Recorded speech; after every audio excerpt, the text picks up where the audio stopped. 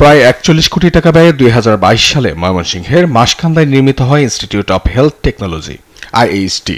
রয়েছে ৪ তলা একাডেমিক ভবন, আবাসিক হল ও কর্মকর্তা কর্মচারীদের আবাসন। কিন্তু ২ বছরেও এখনো নিয়োগ হয়নি একজন পূর্ণাঙ্গ শিক্ষক বা কর্মকর্তা।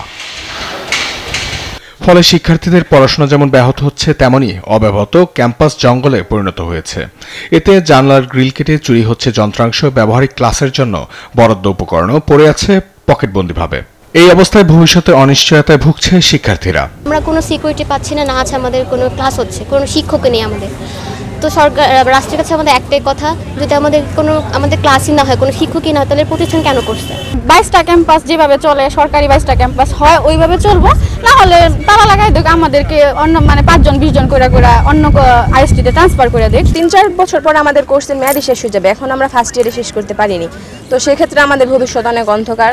এখন পর্যন্ত এখানে কোনো শিক্ষক তো নাই, কোনো অধ্যক্ষও নাই, আমাদের কোনো ক্লাস তো হয় না, এমনকি পর্যাপ্ত নিরাপত্তার ব্যবস্থা নাই। আমাদের ভবিষ্যৎ কোথায়?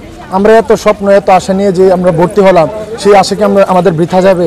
শিক্ষক সংকটের পাশাপাশি উপকরণ না থাকায় শিক্ষার্থীরা ব্যবহারিক ক্লাসে পিছিয়ে পড়ছেন বলে জানান সহকারী অধ্যাপক। শিক্ষক নিয়োগ করা হোক, আর হলো যে ব্যবহারিক যেটা সেটা সেরকম ব্যবস্থা নেওয়া হোক। যে মানসিক মেডিকেল কলেজে যদি স্টুডেন্টকে নিয়ে যে দেখানো হয় প্র্যাকটিক্যালি, সেটাও একটা ওরকম ব্যবস্থা নেওয়া হোক, সেটা আমি চাই।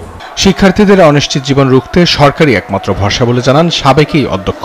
আমি মনে করি সরকারেরই অনেক দায়িত্ব তাদের হাতে, তাদের সিকিউরিটি, তারা এখানে ভর্তি হয়েছে। অনিশ্চয়তা থেকে অচিরেই আশা করি যে গভর্নমেন্ট তাদেরকে মুক্তি দেবে। দ্রুত শিক্ষক নিয়োগ সহ সংকট নিরসনে উদ্যোগ দেখতে চান শিক্ষার্থীরা। নিউজ ডেস্ক, দেশ টিভি।